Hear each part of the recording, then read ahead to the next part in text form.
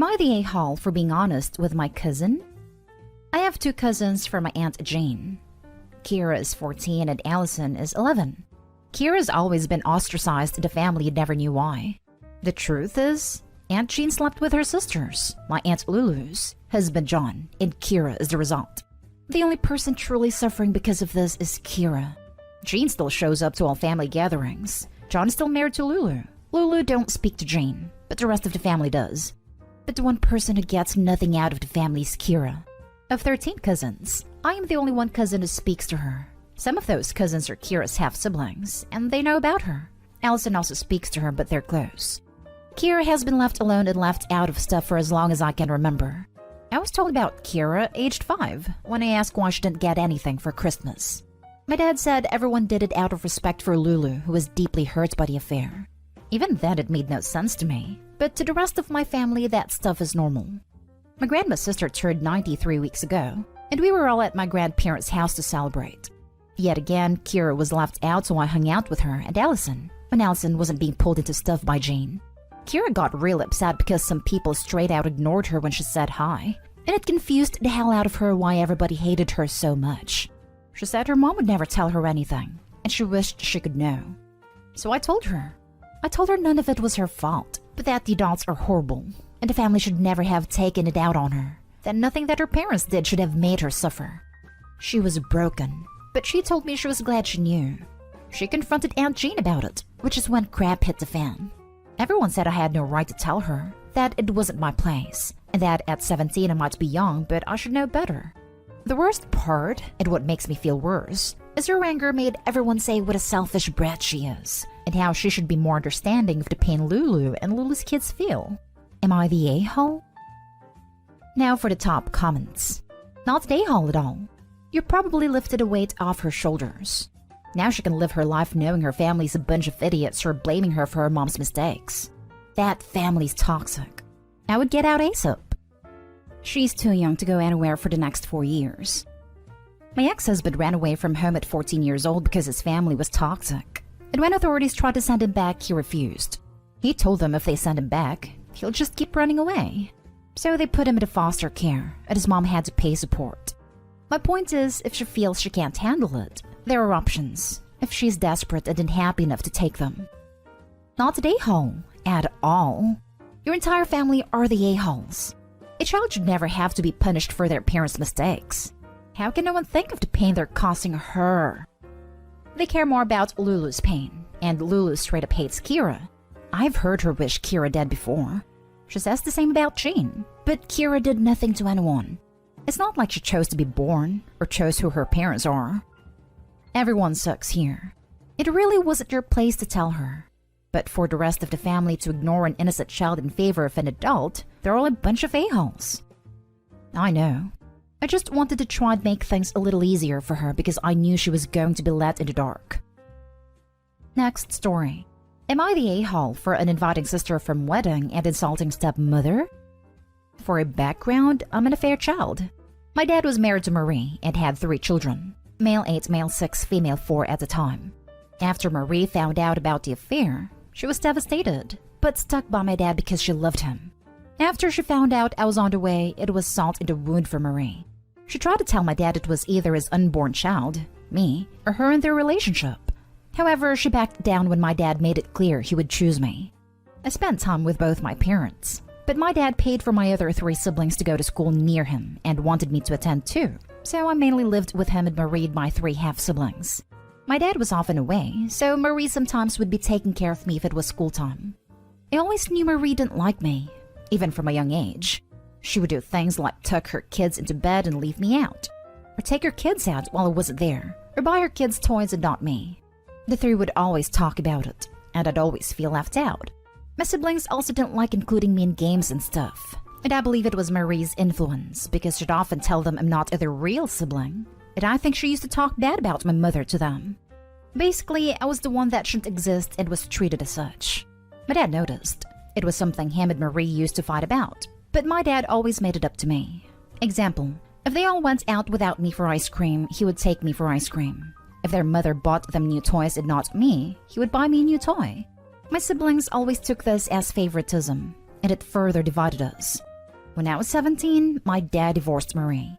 My 3 siblings went no contact with our dad, and I didn't really speak to Marie much. Our dad ended up marrying my mother a few years after divorcing Marie. I reached out to my siblings a few years back. The 2 boys said they weren't interested, but Lauren and I have met for coffee a couple times and we get along really well. I've been planning my wedding for a while, and I decided to invite Lauren. And after a positive reaction, I decided as an olive branch to invite Marie and my 2 brothers. I received a nasty message from my brother asking how dare I invite them, knowing our dad and my mother would be there acting as if they didn't rip their family apart. I told him obviously they wouldn't have to talk to them if they came, but I just thought it would be nice to at least give them an invite. He asked what makes me think my wedding is so important that they want an invite, so I just ignored him.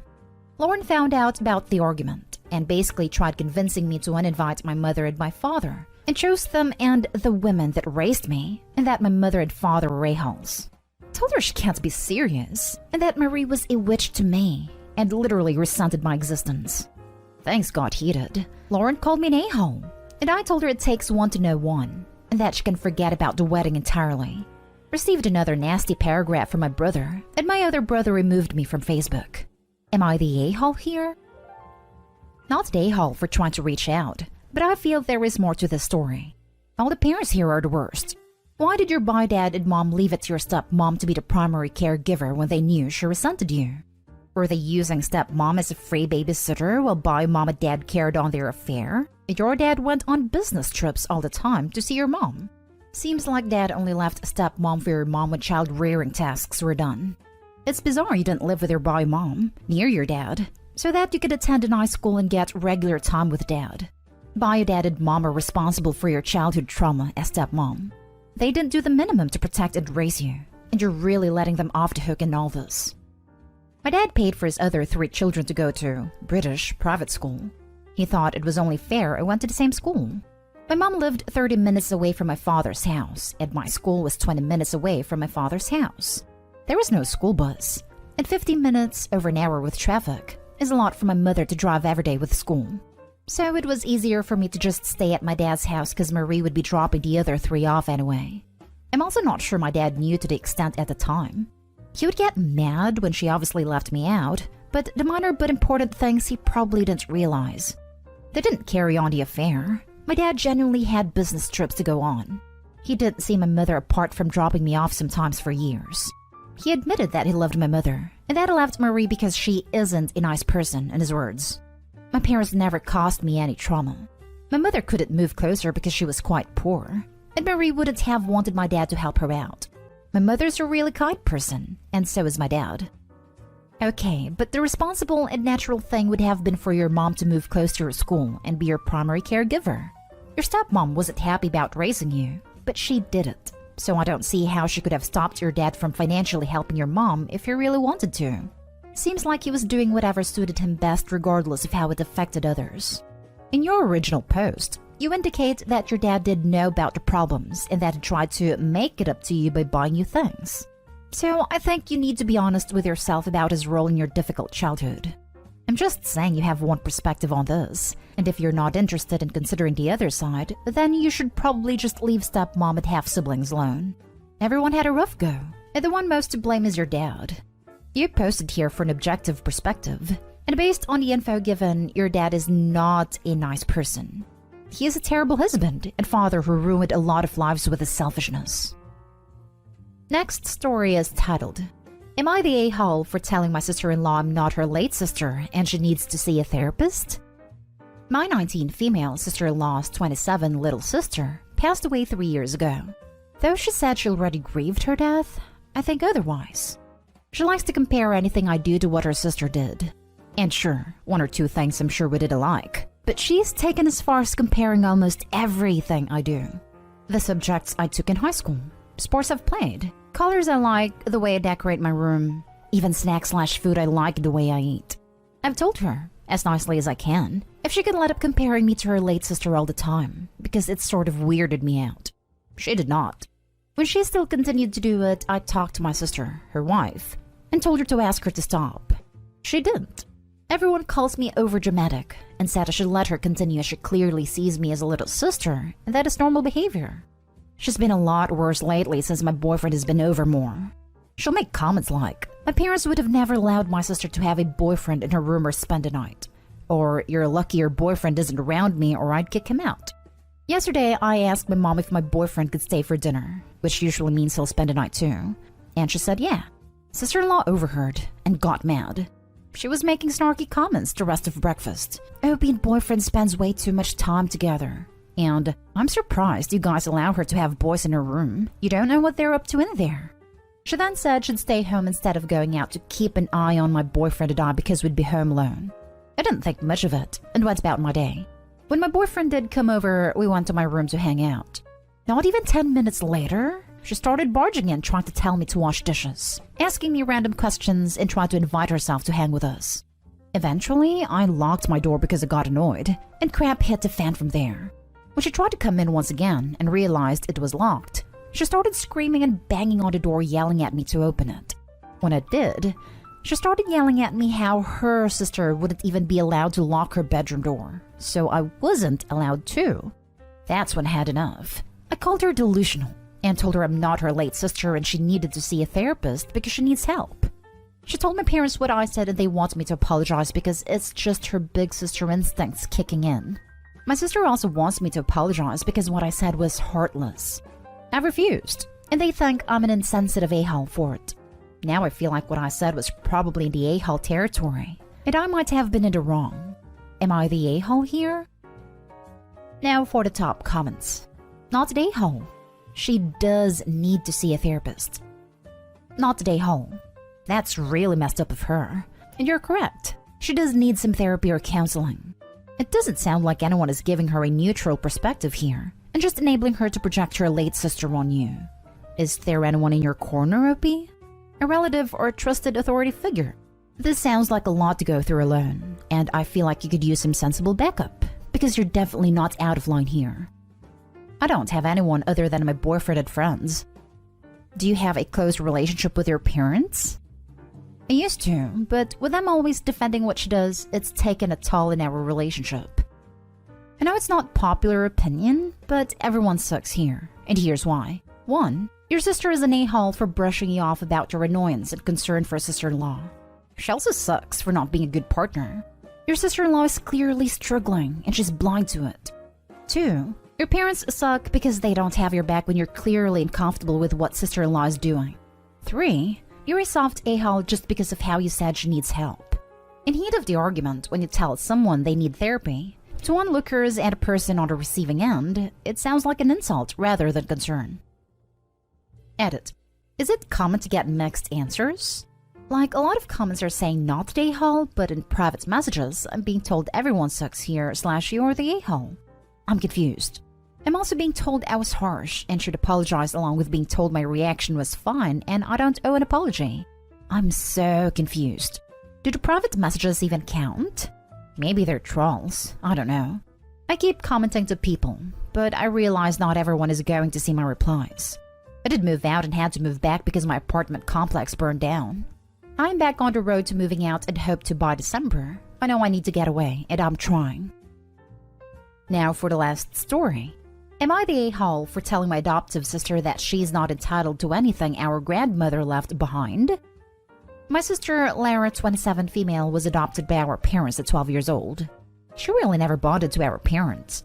Lara attended therapy, and my parents showered her with love and attention, but they never managed to have a close relationship. I, 24 male, was the only one with whom Lara was able to open up to. My grandmother, 87 female, was also very fond of Lara. However, she always rejected her affections, and on many occasions, she was rude to my grandmother. Lara went to college, fully paid for by my parents, at 18, and moved away from home. Her housing and transportation was paid for by our parents as well. When she graduated at 22, she cut off all contact with our family. We later found out that her adoptive family contacted her a little after she turned 18, and they kept in touch for the 4 years of college. Lara waited for my parents to finish paying for her university to move in with her biological parents. Obviously, my parents were devastated. With a lot of effort, they managed to get out of their sadness, and life went back to being normal, and we haven't heard from Lara in 5 years. My grandmother recently passed away, and she left an inheritance and will. Somehow, Lara found out about my grandmother's death and appeared at the meeting where the will was to be read. The commotion was so great that the reading of the will was postponed. That happened last week. Lara left her contact information with my grandmother's attorney. Today was the reading of my grandma's will, and Lara was there, since she is still legally the daughter of my parents, and the lawyer did not want to read my grandmother's will without her. My grandma left Lara one of her rings of average value and an amount of approximately $10. Compared to what she left me or my cousins, it's nothing. Lara was furious. She threw a tantrum and said that surely my parents had manipulated my grandmother to make me leave nothing for her. At this point, my dad was crying. I got angry, and I told her that she had no right to anything that my grandmother left, because she was the one who cut off contact, not us. I also called her some not very pretty names. Lara called me an a-hole and left the place. Now my mother is mad at me because she thinks this was our chance to talk to Lara again and reestablish a relationship with her, and that I ruined that opportunity. Not the a-hole. Also, your parents are wrong. Lara wasn't there to reconnect. She was only there for the money. Opie's mom is absolutely blinded by her own desperation in order not to see the glaring sign Lara's holding that says, "I still don't care about any of you." It's absolutely crazy to me. Lara almost spent more time out of Opie's life than in it. From 12 to 18 they had regular contact, but the next to nothing from 18 to 22, and no contact for the last 5 years. Not the a-hole. Lara went off and cut contact for 5 years after your parents finished paying off her university fees. And now she's throwing a tantrum because she thinks she's entitled to your deceased grandmother's stuff? She's entitled and sounds like a giant a-hole. She did you a favor when she cut contact, and she should have stayed away. Your parents are still grieving. And Lara was a massive a-hole to show up when they were grieving the loss of your grandmother, and potentially try to take advantage of that emotional state. Also, $10 is about all I would have left her to just to stop her contesting the will. But if that wasn't an issue, I'd say that $10 is maybe $10 too much.